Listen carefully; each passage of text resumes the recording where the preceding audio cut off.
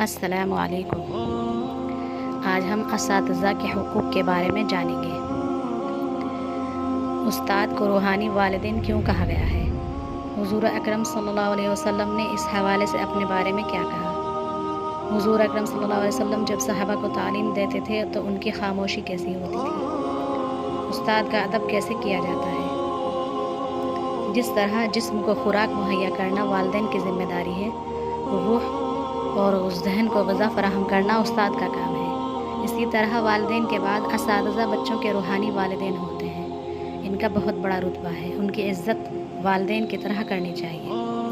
ہمارے نبی صلی اللہ علیہ وسلم نے فرمایا، مجھے استاد بنا کر بھیجا گیا ہے، بعثت معلما۔ آپ کے بارے میں خدا نے فرمایا ہے، آپ لوگوں کی تربیت کرتے ہیں، ان کو کتاب یعنی قرآن کی تعلیم دیتے ہیں اور دانائی کی باتیں سکھاتے ہیں۔ تعلیم دینا اور اچھی تربیت کرنا انبیاء علیہ السلام کی سنت اور طریقہ ہے، اس لیے استاد کا بڑا مرتبہ ہے۔ ان کی باتیں اچھی طرح سمجھ لینی چاہیے اور یاد کرنے والی چیزوں کو یاد کرنا چاہیے۔ ہمیں جو اچھی باتیں وہ بتائیں ان کو ماننا چاہیے اور ان پر عمل کرنا چاہیے۔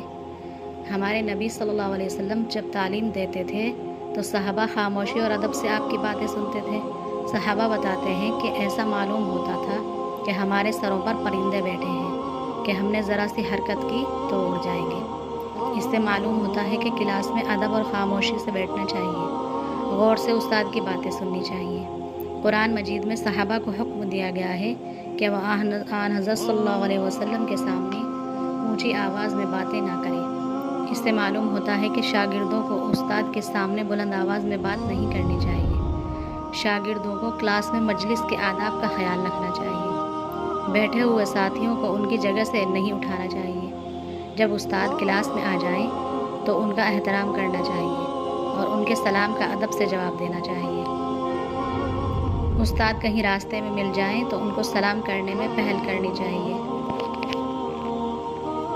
جب کبھی اپنے اساتذہ کا کسی سے ذکر کرو تو ادب اور احترام سے ان کا ذکر کرنا چاہیے۔